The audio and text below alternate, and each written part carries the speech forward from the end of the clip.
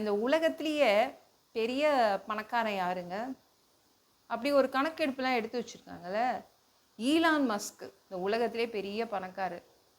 இந்த நம்ம நாடு இருக்குல்ல, இந்தியாவிலேயே பெரிய பணக்காரர் யாருங்க? முகேஷ் அம்பானி. இந்த உலகத்திலேயே பெரிய ஏழை யாருங்க?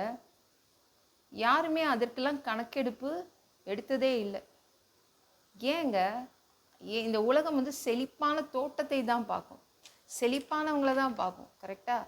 அதனால தான் தேவன் உங்களை செழிப்பான தோட்டமாக மாற்றுறாரு. எல்லாரும் திரும்பி பார்க்கணும், என் பிள்ளைங்களை எல்லாரும் திரும்பி பார்க்கட்டும் அப்படின்னு.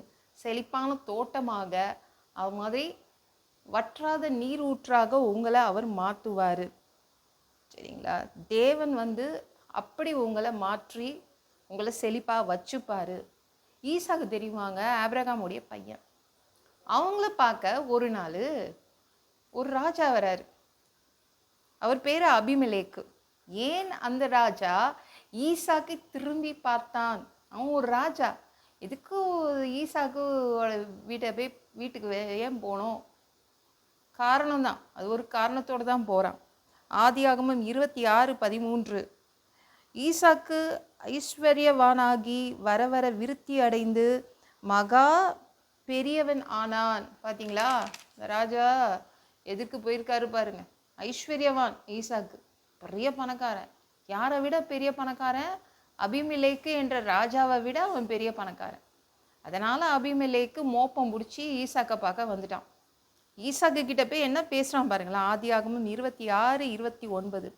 நீர் கர்த்தரால் ஆசீர்வதிக்கப்பட்டவராமே அப்படின்னு வந்து கேட்குறான். உங்களை தேவன் நிறைய ஆசீர்வதிச்சிருக்காராமே, அதனால் உங்ககிட்ட எக்கச்சக்க பணம் இருக்குது, எனக்கு ஏதாவது தீமை செய்திடாதீங்க, எனக்கும் என்னுடைய நாட்டுக்கும் ஏதாவது தீமை செய்திடாதீங்க, அதுக்காக ஒரு அக்ரிமெண்ட் போட்டுக்கோங்க, ஒரு உடன்படிக்கை போட்டுக்கோங்க சொல்லிட்டு அதற்காக வந்தான். இந்த உலகம் திரும்பி பார்க்கும். தேவன் ஆசீர்வதித்ததால், ஈசாக்கை தேவன் ஆசீர்வதித்ததினால் அபிமெலேக்கு திரும்பி பார்த்தான். அபிமெலேக்கு என்ற ராஜா திரும்பி பார்த்தான். இன்னைக்கு தேவன் வந்து உங்க மேல ஆசீர்வாதத்தை ஊற்றுவார். அதனால நீங்க வற்றாத நீர் ஊற்றாய் செழிப்பான தோட்டமாய் இருப்பீங்க. இந்த உலகம் உங்களை திரும்பி பார்க்கும், இந்த நாடு உங்களை திரும்பி பார்க்கும், உங்க வீடு உங்களை திரும்பி பார்க்கும், உங்க குடும்பம், உங்க சொந்தக்காரங்க உங்களை திரும்பி பார்ப்பாங்க.